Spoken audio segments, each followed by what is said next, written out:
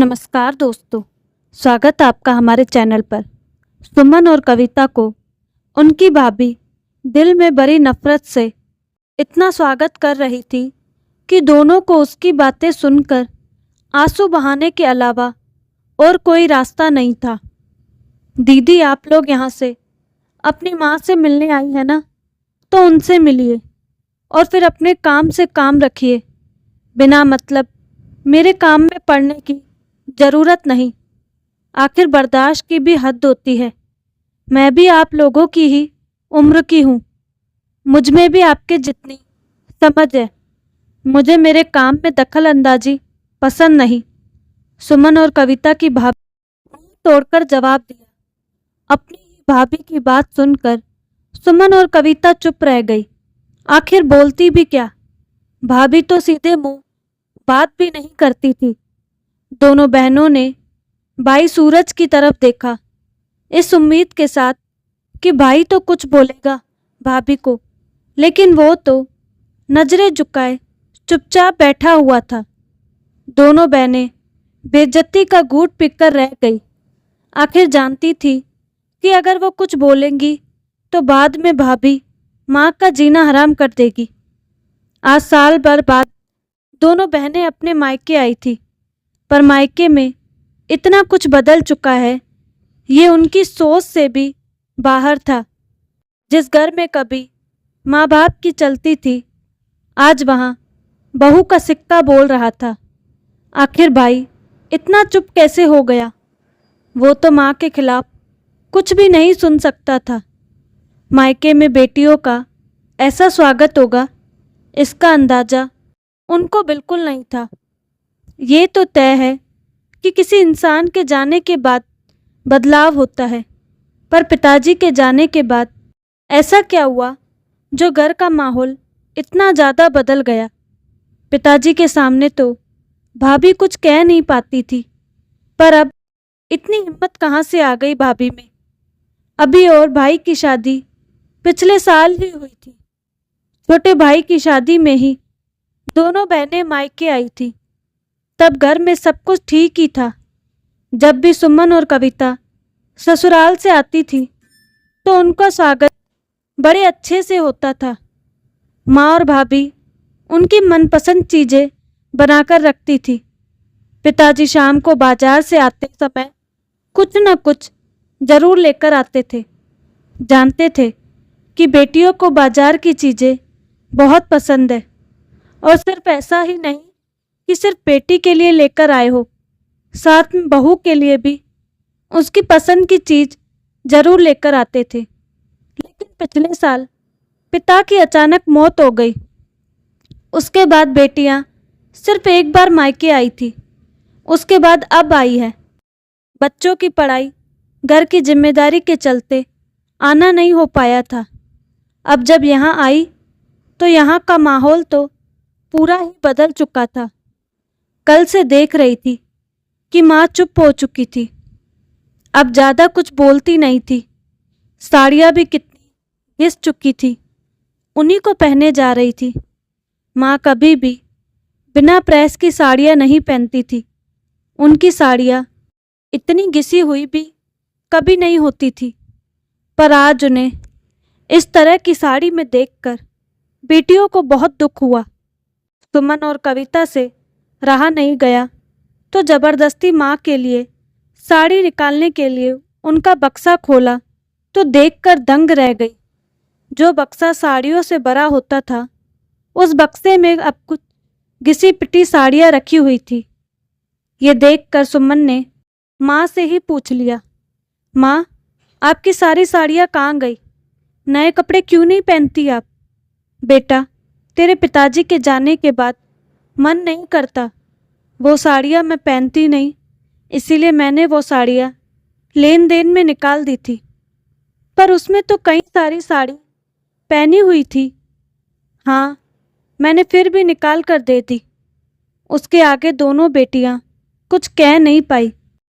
जैसे तैसे शाम हुई, सबको खाना दिया गया, लेकिन माँ सबके साथ नहीं बैठी, बल्कि कमरे में अकेले खाना खा रही थी। कविता से नहीं रहा गया, कमरे में गई और माँ की थाली में सुबह का बचा हुआ खाना देखकर वो हैरान रह गई। आज तो भाभी ने गोभी की सब्जी बनाई है, फिर माँ को सुबह का बचा खाना क्यों? उसने माँ से पूछा, माँ, आप सुबह का खाना क्यों खा रही हो? गोभी क्यों नहीं लिया? आपको तो बहुत पसंद था ना। आजकल ये सब खाने का मेरा मन नहीं करता। सादा खाना खाने से सादे विचार रहते हैं, माँ ने बोला। पर अब तो ये बातें कविता को बर्दाश्त नहीं हुई। जाकर सुमन से सब कुछ बता दिया। दीदी, माँ को खाना तक नहीं मिलता यहाँ ठीक से। जो माँ हमें बताना नहीं चाह रही, पर घर का माहौल जिस तरह से बदला था उसके बारे में कभी सोचा ही नहीं था। लेकिन ये बात दोनों बहनों को जल्द ही समझ में आ गई। जब रात को भाभी अपने मायके से बात कर रही थी, वो बातें सुमन और कविता ने सुन ली। अरे क्या बताऊं मम्मी, जब से ये नंदे घर आई हुई है दिमाग खराब है। ये लोग जल्दी से जाए तो मैं सुकून से रहूं। आज अपनी माँ से पूछ रही थी, सुबह का खाना क्यों खा रही हो? अरे मैं दूंगी तो लेंगी ना। अरे अब कौन इतनी महंगाई में बुढ़िया का बोझ उठाए? नए पकवान मैं अपने बच्चों को खिलाऊं या इस बुढ़िया को? सुनकर सुमन और कविता का दिमाग घूम गया। मतलब पिताजी के जाते ही माँ बोझ बन गई। जरूर साड़ियों के लिए भी भाभी ने कुछ न कुछ सुनाया होगा, तभी नई साड़ियाँ नहीं खरीदती। भाभी अपनी मनमानी करती है, पर भाई कुछ क्यों नहीं बोलता? दोनों बेटियों ने आज माँ से बात भी की। माँ, आप कुछ बोलती क्यों नहीं हो? दादी भी तो विधवा थी, तुम्हारे साथ रहती थी, लेकिन आपने तो कभी उनके साथ ऐसा नहीं किया। अगर कोई कहता तो आप उनसे लड़ जाती थी। पर आज आपको क्या हो गया? उल्टा आप गलत को बर्दाश्त कर रही हो। सब कुछ तो आपका है, ये घर भी। बेटा, रहना तो मुझे अपने बेटे बहू के साथ ही है ना, तो वो लोग मुझे छोड़कर चले जाएंगे, फिर भला मैं अकेली कैसे रहूंगी? माँ रोने लगी। पर माँ, भाभी इतनी मनमानी कर रही है, भाई चुपचाप क्यों सह रहा है? भाई उनको जवाब क्यों नहीं देता? पहले शुरू शुरू में सूरज जवाब देता था, पर हर रोज बहू लड़ जाती थी, बच्चों को बहुत मारती थी, तो मैंने ही सूरज को मना कर दिया। कम से कम सूरज तो सुकून से रहेगा। मेरी तो उम्र कट गई है, बाकी के दिन बचे हुए दिन जैसे तैसे निकल जाएंगे। 1 मिनट माँ, आपकी उम्र सिर्फ अभी 25 साल ही है। कम से कम स्वाभिमान के साथ तो जियो। आप कब तक ये सब बर्दाश्त करोगी? घर आपका, स्वाभिमान आपका, हम बच्चे भी आपके, लेकिन हुक्म भाभी का चल रहा है। ये तो गलत है। तू छोड़ ये सब बातें, सो जा, अच्छा देर हो गई है, कहकर माँ ने बात पलट दी और दूसरी तरफ मुंह करके सो गई। लेकिन दूसरे दिन सुबह नाश्ते के लिए भाभी ने बाजार से छोला चावल मंगवा लिया, अपने बच्चे को खाने को दिया और खुद खा लिया।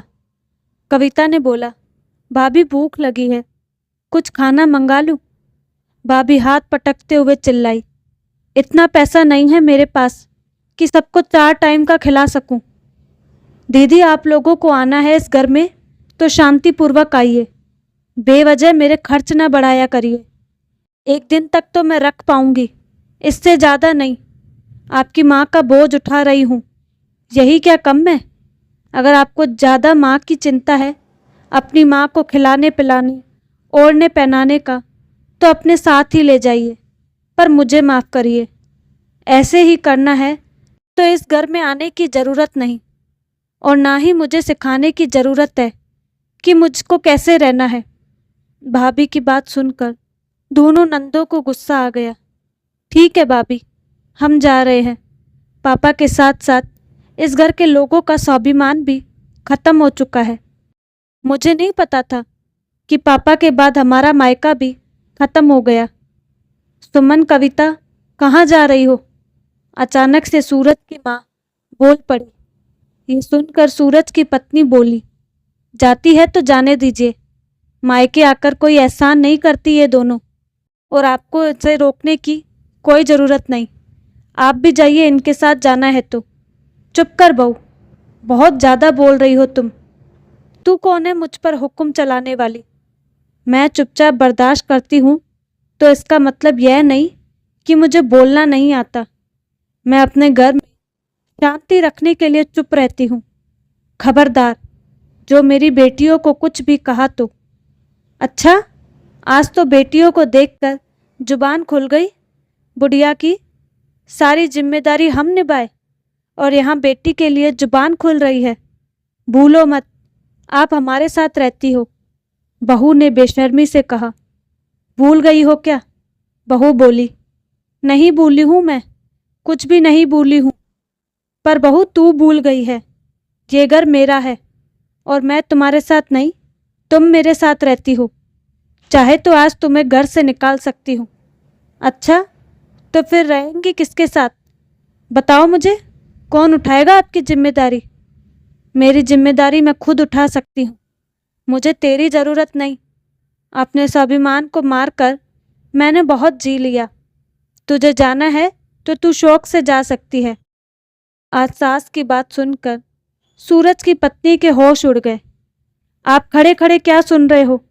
अपनी माँ को समझाते क्यों नहीं? अपनी बहू से झगड़ा करना उन्हें भारी पड़ सकता है। मैं क्या समझाऊं?